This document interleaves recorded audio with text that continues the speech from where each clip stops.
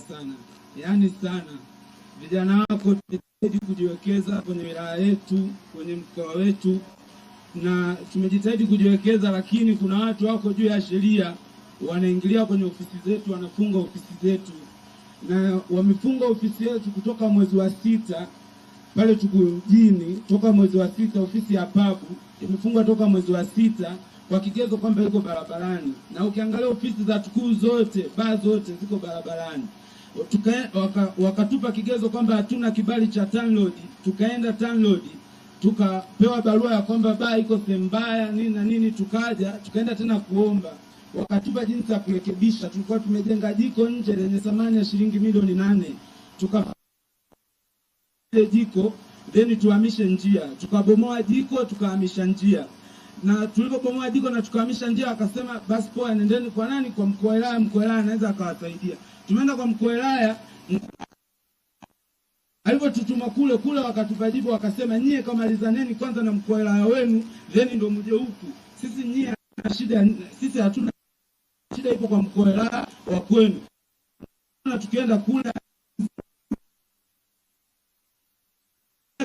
kuja kufanya kampeni Tukuyu mjini, sisi tumewekwa ndani. Mheshimiwa, tumewekwa ndani, nyie mnapoondoka sisi ndio tumetolewa, na mpaka dakika hii ofisi hajafunguliwa na hakuna chochote kinachoendelea. Na tukienda kuomba kwa mkuu wa wilaya anatupeleka TANROADS, na tukienda TANROADS wanatupeleka kwa mkuu wa wilaya, na hiyo ofisi ina kila kitu. Wamekuja kufunga siku ya uzinduzi, yaani siku ya kuzindua ndio wamekuja kufunga. Na tulipoenda kuchukua leseni, yeye anadai kwamba sisi tulikuwa hatuna leseni, lakini siku tumeenda kuchukua leseni walituambia tuende siku kuchukua leseni siku ya uzinduzi, na tumeenda siku ya uzinduzi kuchukua leseni, wakasema nendeni kwa mkuu wa wilaya. Mkuu wa wilaya na maagizo yote ya ofisi yenu. Nani kafunga? Nani kafunga? Hatuelewi, ila maagizo yanatoka kwa mkuu wa wilaya. TANROADS yuko wapi?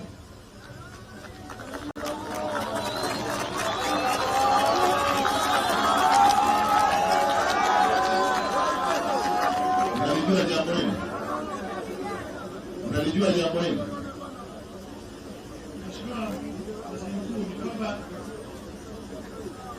Mheshimiwa Waziri Mkuu, kwa historia niliyopata, hii jengo liko kwenye eneo la hifadhi ya barabara, lakini anachozungumza kwa sasa hivi, na sababu na mimi ni mgeni na utatu, naomba nilichukue alafu tutakaa naye kushirikiana na wilaya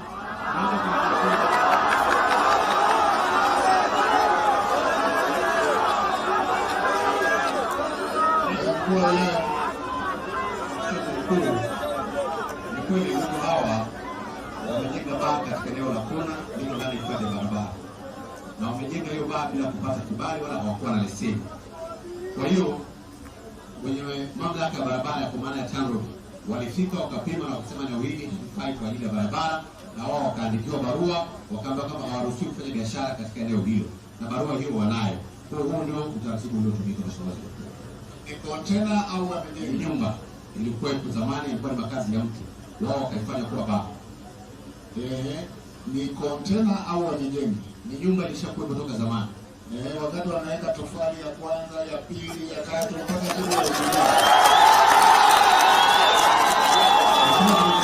hiyo nyumba wao walienda kuonesha kubadilisha matumizi ya hiyo nyumba. Kwa hiyo hata wanafanya hawakusema ni kitu gani. Wameweka bango, tunaenda kuuliza mnafanya nini, kwa waweka bango wanasema night club. Vibali hawana, lakini wenye hifadhi ya barabara wakasema ni hatarishi, hatuwezi kufanya biashara ya baa katika eneo hili. Wenye huo watu pale, na sisi hatuko tayari kuhakikisha kwamba wananchi wanapotea katika eneo hili kuweka baa katika eneo hili. Mheshimiwa Waziri Mkuu, umenyosha mkono. Mheshimiwa akisema hatuna leseni, hatuna kibali chochote, anatukosea. Huyu ndiye sisi ndio anayetuongoza. Mimi hata akija hapa mtu wa leseni, muulize kijana huyu alikuja kuchukua leseni. Sisi tumeenda kuchukua leseni, wamesema huyu mkuu wa wilaya alitoa agizo kwamba sisi tusipewe leseni na tusipewe chochote, na akisema tulikuwa hatuna kibali chochote, anatukosea. Sisi pale ile nyumba ni kweli tulikodi nyumba, lakini tulibomoa ukuta tukaanza upya, tumejenga jiko lenye thamani ya milioni 7, tumejenga kila kitu. Kuna picha ya awali ambapo pale palikuwa, na kuna picha ya awali ambapo sisi vijana wako tulirekebisha. Pamoja na yote, sisi pale mzee tulikuwa tuna wafanyakazi 122. Umeona, wengine wana degree, wengine wana kila kitu. na akisema kwamba ipo juu ya mlima.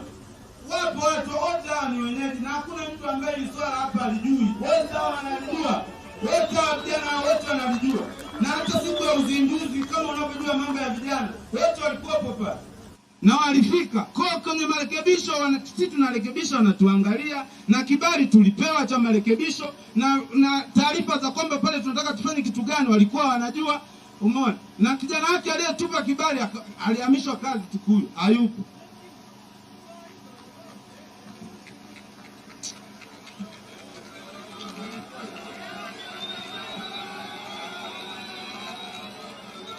Unanyongeza?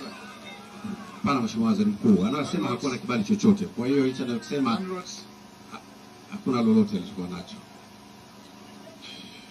TANROADS imeshaanza ujenzi. Pale mmeanza ujenzi, mnajenga barabara. Eneo analolisema ni hii barabara kuu. Na hii barabara kwa sababu ni nyembamba, eneo lile ni sehemu ambapo tutafanya upanuzi. Tutakuwa na upanuzi wa hii barabara kwa maana kutoka kwenye mita 9 kwenda kwenye mita 11. Kwa hiyo design tunaelekeza. Sasa mbona mmefungia na vitu vyao ndani? Mbona mmefunga na kila kitu kiko ndani humo? Mheshimiwa Waziri Mkuu, hao walipewa barua ya kusimamisha kufanya biashara ya baa pale. Kwa hiyo hakuna kitu kingine ambacho wamefungiwa. Mkuu wa wilaya, uko sahihi kabisa. Maelezo yako yako sahihi kabisa. Na maelezo ya TANROADS yako sahihi kabisa. Kosa linaijia wapi? Na haya mambo nimekuwa nikiyasema kila siku. Yanatokea mpaka hata kwenye majengo. Wananchi wanajikusanya, kijiji kinajikusanya, kinajenga zahanati. Wanaanza msingi, tofali la kwanza, la pili, wanafunga renta. Siku ya kupakua unakuja Mwenge, ndio viongozi wanaenda na suti kwamba hili jengo halijazingatia vigezo. Walikuwa wapi? Sasa kama ameshaingia mpaka gharama akatengeneza, ninyi mmeenda kumzuia siku ya kuzindua. Mimi sipingani kuhusu, kwa sababu jamani, si hatuko eneo la tukio. Kwa hiyo sipingani kuhusu, tena asibadilishe hata mtu kusema si tunapinga mipaka ya sheria. Nchi inaendeshwa kwa sheria hii. Hatupingi, hapa tupingane ni kwamba ni iko ndani ya barabara ama haiko ndani ya barabara. Hii nyumba ilikuwepo pale. Mmeacha wakakodishiana. Wakaendelea kufanya shughuli. Wamemaliza kufanya shughuli, wakawaomba na leseni. Mkawaambia wenyewe kwamba bomoa hapa, peleka mpaka hapa. Wakabomoa, wamemaliza, siku wanazindua ndio mnawafungia. Hapo ndio kosa lilipo. Sasa kwa sababu hizi biashara za mpito huwa zinafanyika huko barabarani huko. Hizi biashara huwa zinafanyika. Wafungulieni waendelee na biashara mpaka siku ya upanuzi. Mpaka siku ya upanuzi wa barabara. Hii barabara si wote tunahitaji. Barabara si wote tunahitaji. Jamani, barabara si wote tunahitaji. Watakapokuwa wanapanua barabara, ndugu zetu watapisha barabara. Watapisha barabara. Nafanya hivi kwa sababu msiwabebeshe wananchi makosa ya serikali. Viongozi msiwabebeshe wananchi makosa ya serikali. Ninyi mnapokosea na ninyi mkubali. Hawa watu wote hapa mko hapa mtu anajenga tofali la kwanza, la pili, la tatu, anakamilisha, anapaka rangi. Siku amemaliza kupaka rangi ndio mnakwambia usifanye. Ninyi mko hapa mtokei Dodoma, mko hapa. Sasa kwa sababu hizi biashara zipo hizi ambazo ziko nje ya lami, zipo hizi biashara hizi, zipo hizi. Siku tukitaka kupanua barabara, hata hizi nguzo tutaziondoa. Si ndio hivyo? Hizi nguzo si tutaondoa hizi. Hii nguzo siku tukipanua barabara si tutaondoa hizi.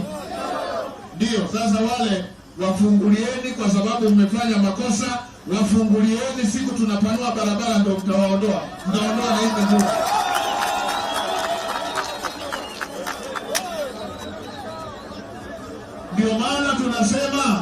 Ndio maana tunasema viongozi viongozi, jengeni utaratibu wa kutembelea maeneo yenu. Kama wanakijiji wanataka kujenga zahanati, injinia wa wilaya, hakikisha kila siku na wewe uko hapo, waelekeze inatakiwa kujengwa vipi. Sio kusubiri ya Mdenge unasema hili jengo halijakidhi vigezo. Na Mheshimiwa Waziri, siku Mwenge unapita mahali hivi, ikitokea jengo lilishakamilika